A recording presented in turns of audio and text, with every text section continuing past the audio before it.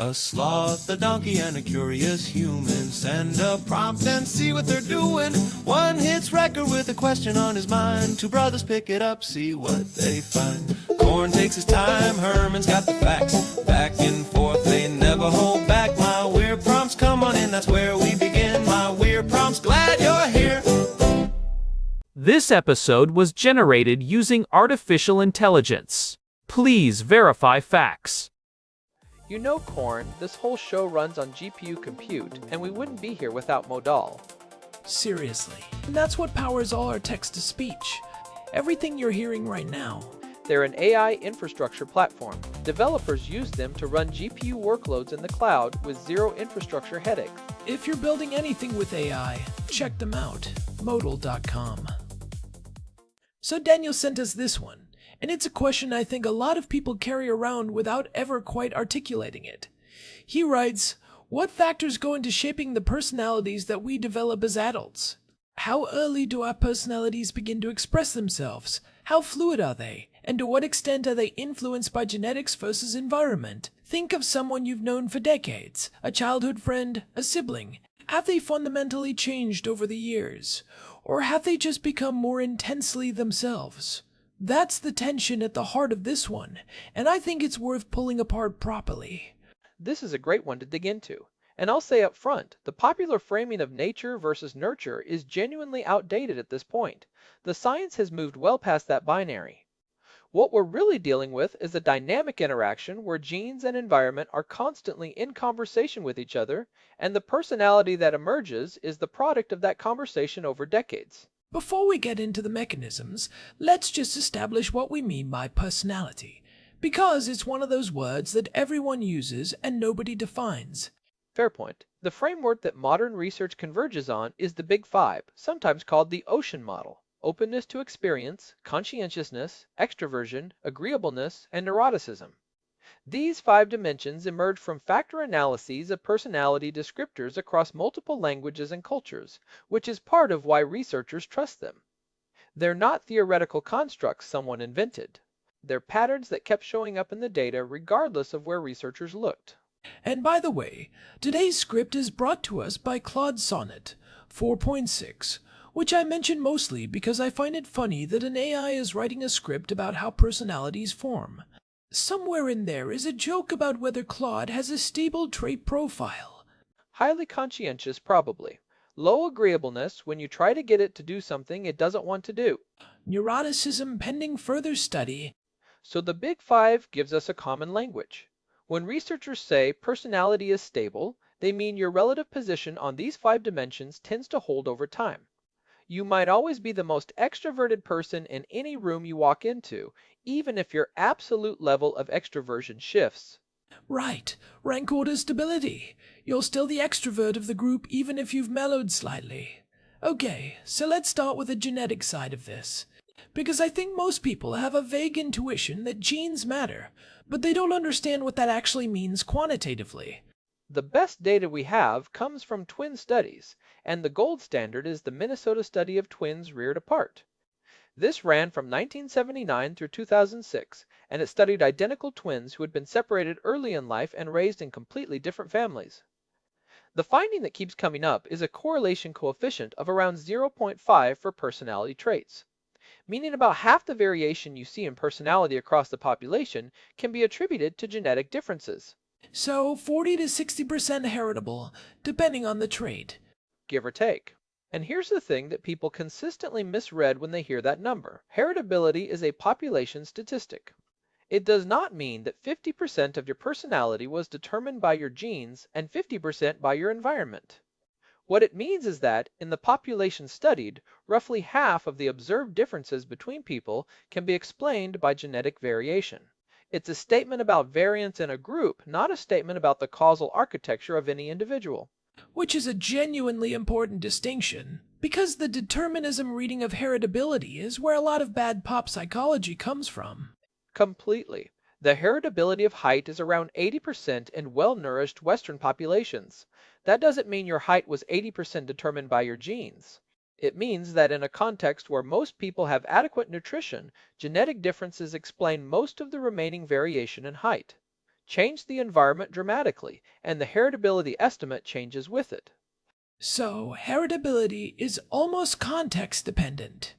That's the key insight, and this is where the Minnesota twin data gets genuinely strange. The study found that identical twins reared apart were often more similar in personality than fraternal twins raised in the same household, which implies that what we think of as shared environment, same parents, same neighborhood, same socioeconomic status, has a surprisingly small effect on adult personality compared to what researchers call non-shared environment. Non-shared environment being the experiences that are unique to each individual, even within the same family. Right. You had a different teacher at a critical moment. You got sick in a way your sibling didn't. You had a different friend group in middle school. These idiosyncratic experiences accumulate and they matter more than the broad strokes of your upbringing. Which is the science behind why the same parents can raise a rule follower and a complete chaos agent. And every family has both. Every family has both. And it's not just random noise. There's actually a feedback loop at work. Parents respond differently to children based on the child's initial temperament. A naturally reactive, difficult infant gets a different parenting experience than a calm, easy infant, even from the same parents. So the child's genetic predispositions are actively shaping the environment they receive, which then shapes how those predispositions develop. That's the gene-environment interaction piece. Genes aren't just a passive blueprint that the environment writes on top of.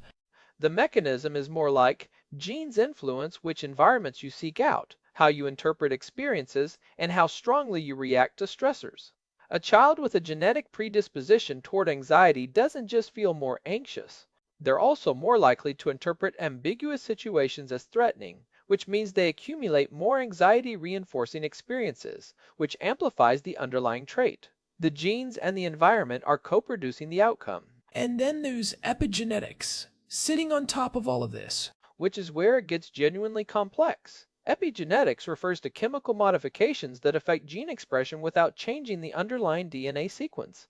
Environmental factors, stress, nutrition, trauma, can switch genes on or off in ways that persist.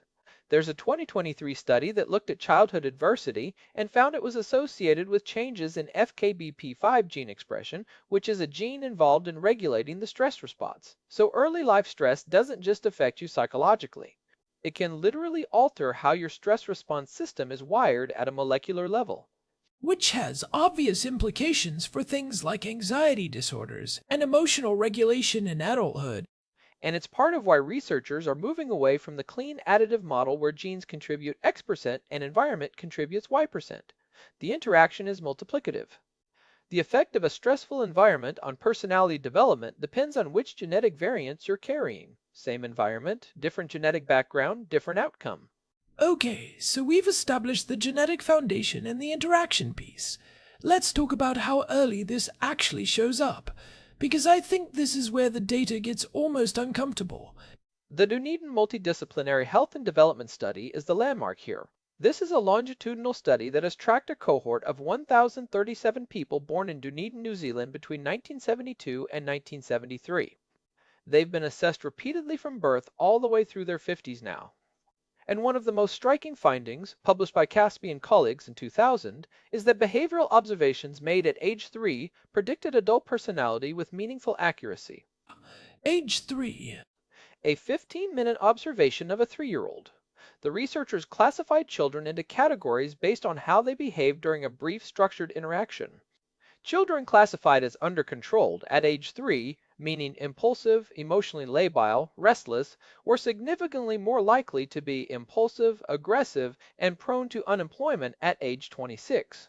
Children classified as inhibited at age 3 grew into more cautious, socially anxious, less dominant adults. So the child is, in a meaningful statistical sense, father of the man, which is actually the title of the Caspi paper. It is. And before anyone spirals into fatalism about this, it's worth being precise. These are probabilistic relationships, not deterministic ones. A 3-year-old classified as under-controlled is not guaranteed to struggle. The correlation is real, but it's not a sentence. What it tells us is that temperament, the biological predisposition you're born with, is expressing itself very early and it has long-range consequences. And temperament is different from personality in an important way. Right. Temperament is the raw material. It's observable from the first months of life.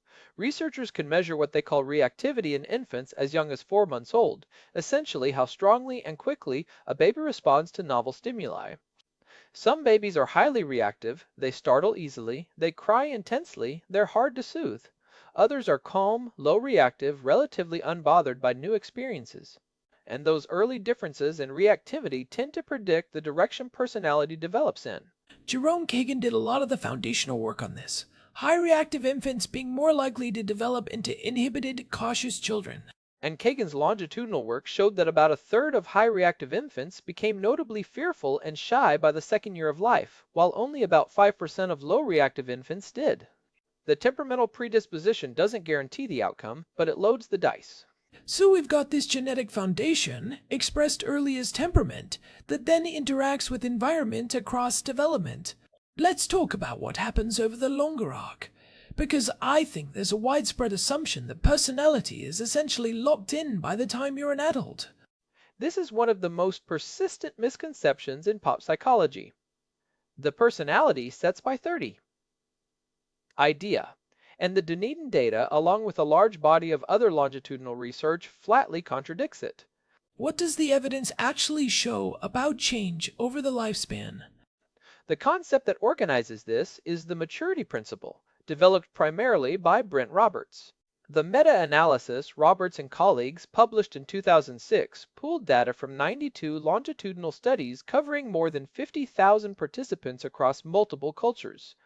The finding is consistent. As people move through adulthood, particularly between their 20s and 40s, they tend to become more conscientious, more agreeable, and more emotionally stable. Neuroticism tends to decline. These are not trivial changes. They're meaningful shifts in where people sit on these dimensions. Which maps onto the intuitive sense that most people mellow out and become more responsible as they get older. But the science is quantifying that intuition. And placing it in a developmental framework. The 20s are actually a period of significant personality change, more so than most people realize. The transition into adult roles, first real job, long-term relationships, having children, these experiences don't just change your circumstances, they actively shape your trait profile. Conscientiousness in particular tends to rise sharply as people take on responsibilities that require sustained effort and organization. So major life events aren't just things that happen to your personality, they're inputs that shape it. With some nuance. The set point debate is interesting here. There's a line of research suggesting that after major life events, positive or negative, people tend to return toward a baseline level of well-being and personality expression. Win the lottery, you're happier for a while, then you drift back. Lose a job, you're distressed for a while, then you drift back. But the evidence also shows that sustained changes in life circumstances can permanently shift the baseline. A long-term committed relationship that's genuinely positive can nudge your agreeableness and emotional stability upward in a lasting way. It's not purely elastic. The set point isn't completely fixed. It can be relocated. That's the better model. And this connects to something I find genuinely interesting, which is the research on volitional personality change. The fake it till you make it question, but taken seriously as an empirical claim. What does that research actually show? Because I'm instinctively skeptical of the pop psychology version of that idea. The skepticism is warranted for the pop version. But there's a 2017 meta-analysis by Roberts and colleagues, again, this time reviewing 27 intervention studies, that found personality traits can be meaningfully changed through clinical intervention. The effect sizes were particularly large for neuroticism. In some studies, significant reductions in neuroticism were observed after as little as 3 months of therapy. That's a core personality trait shifting in a clinically meaningful way in 3 months. Which has pretty significant implications for how we think about therapy. It's not just about managing symptoms. It might be literally reconfiguring trait-level dispositions. And the volitional change piece builds on this. A series of studies by Nathan Hudson and Brent Roberts found that when people set explicit intentions to change a specific trait, and then deliberately act in ways consistent with the person they want to become, they do show measurable trait change over 16 weeks. The mechanism seems to involve behavior first change, where the trait follows the behavior rather than the other way around. So you don't become more extroverted by feeling more extroverted. You become more extroverted by repeatedly doing extroverted things until the trait shifts. The behavioral pathway is primary, and it's consistent with what we know about neuroplasticity. Repeatedly activating certain behavioral patterns strengthens the neural circuits underlying those patterns. The trait is, in some sense, a summary statistic over thousands of repeated behaviors. Change the behaviors consistently and you change the summary statistic. Okay, I want to come back to something you said earlier about non-shared environment, because I think it explains something that puzzles a lot of people. The question of why siblings from the same family are often so different from each other.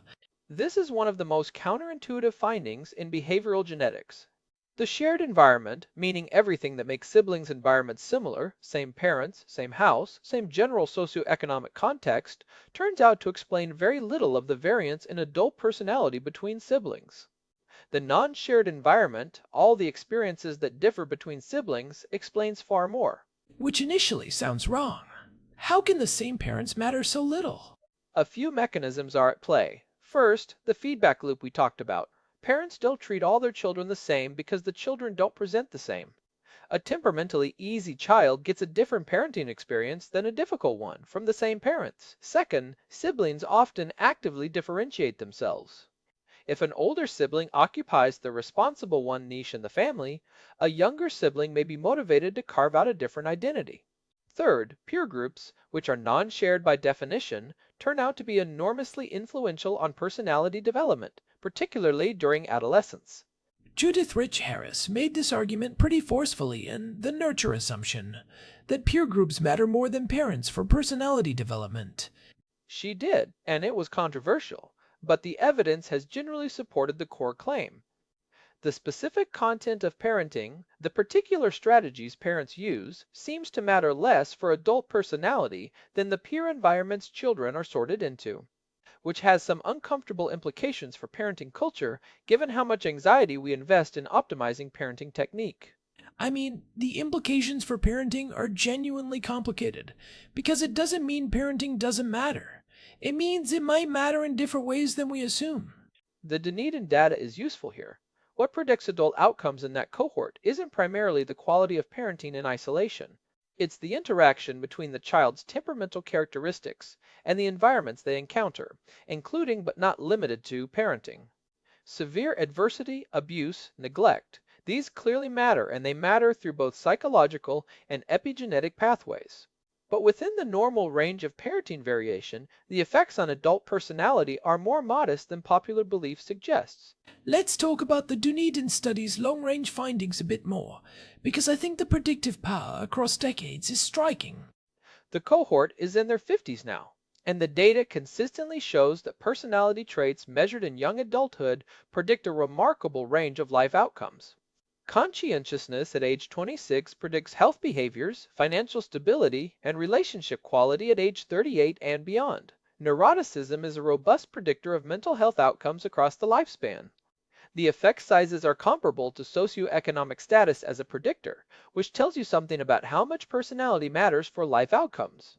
And this cuts both ways. It suggests that personality is genuinely consequential, not just a description of how you act at parties, but it also means that the traits you're working with in young adulthood have real downstream stakes. Which is part of why the intervention research matters so much. If personality were truly fixed, these findings would be purely descriptive. But if personality is meaningfully plastic, especially in the 20s and 30s, then the Dunedin-style predictive relationships represent opportunities, not just fate. Let's get into the practical implications, because I think this is where the science actually changes how you might think about your own life.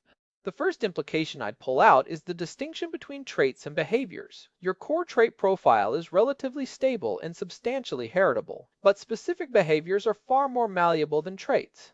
If you're high in neuroticism, you're probably going to have a lower baseline threshold for experiencing anxiety and negative affect. That's real, and it's partly biological. But the behavioral patterns that flow from that, avoidance, rumination, catastrophizing, are much more amenable to change. Targeting the behaviors rather than trying to directly alter the trait is often more tractable. Which is basically what good cognitive behavioral therapy does.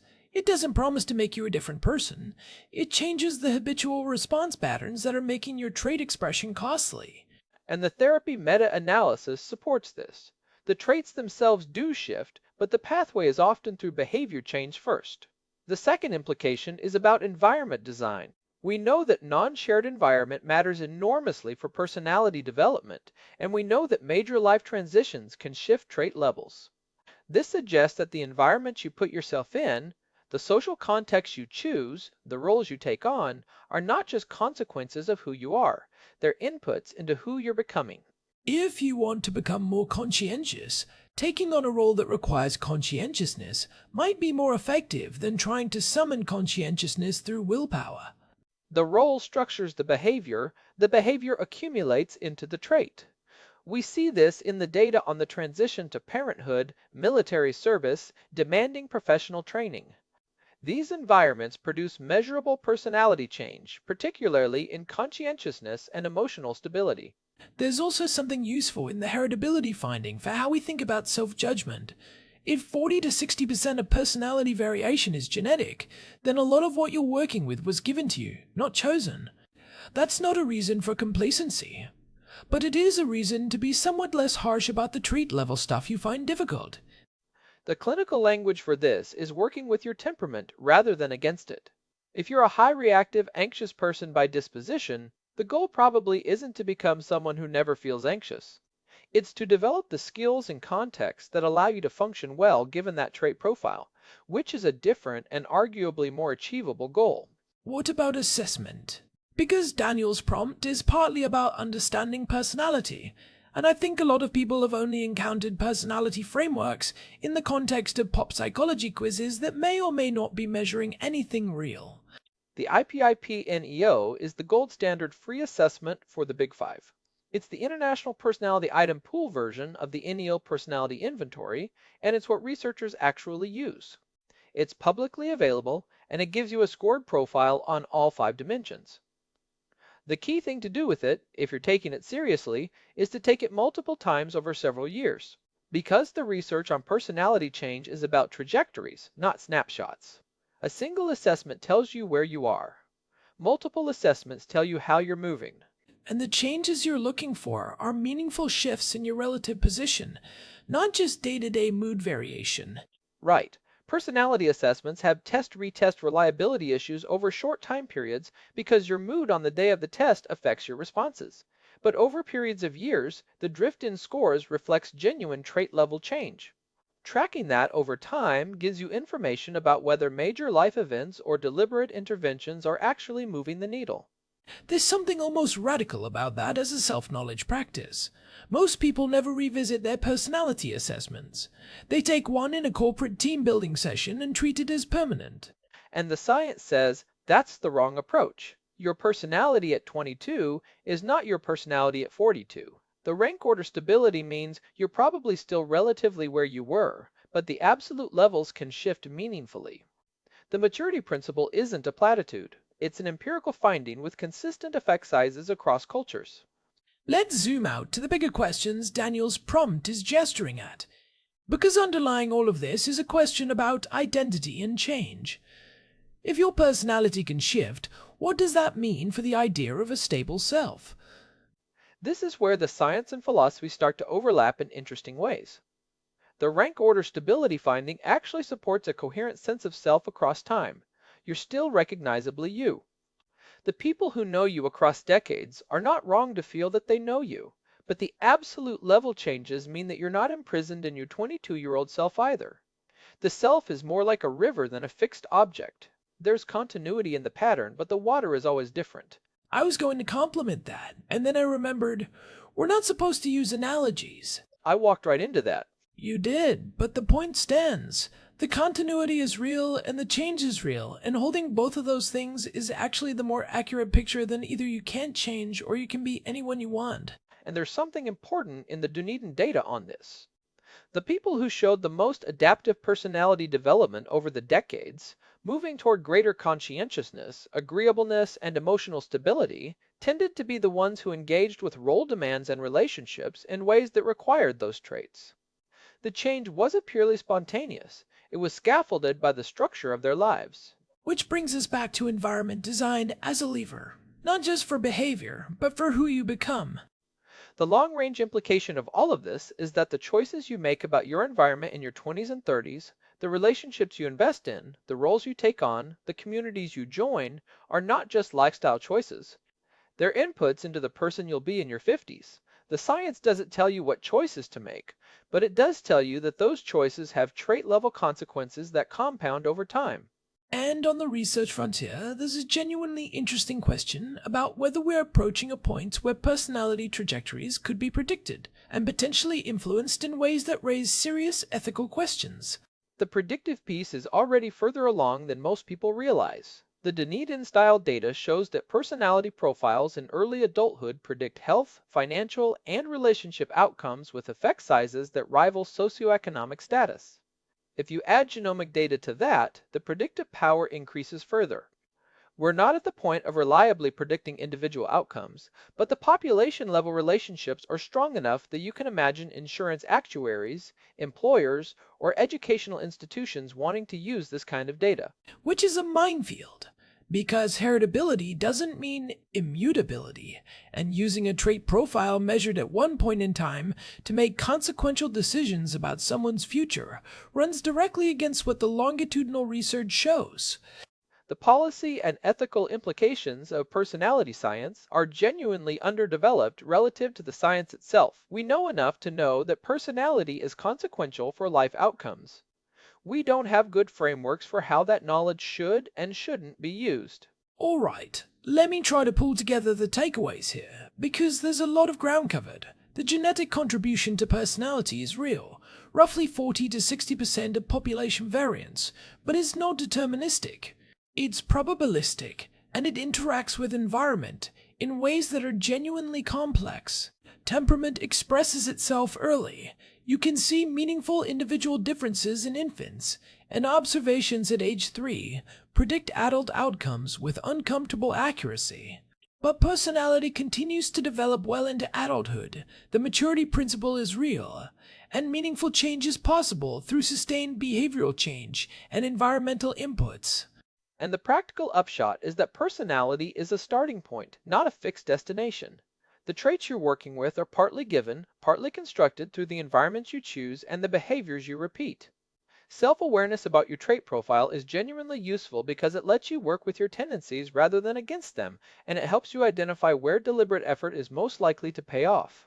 And if you want to track this empirically, the IPIPT Neo is a free, validated instrument.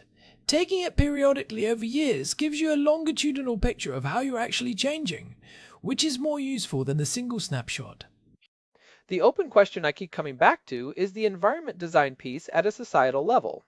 We know that role structures, relationships, and community contexts shape personality development. We know which directions of change tend to produce better life outcomes. The question is whether we can or should design institutions that deliberately scaffold positive personality development: schools, workplaces, community structures. The science is ahead of the institutional response. That's a genuinely interesting thread to pull on. The idea that personality development isn't just a private individual project, but something that institutions could take seriously as a design goal. And with the amount of behavioral data that's now being collected through digital platforms, the ability to model and potentially influence personality trajectories at scale is coming whether we're ready for it or not. That's a conversation that probably needs to happen faster than it currently is. On that note, thanks as always to our producer Hilbert Flumingtop for keeping this ship afloat, and a big thank you to Modal for providing the GPU credits that make this show possible. This has been My Weird Prompts. If you want to subscribe or find the RSS feed, head over to myweirdprompts.com. We'll see you on the next one. This episode was generated using Gemini Flash 3. Text-to-speech engine was Chatterbox. Thanks for listening to our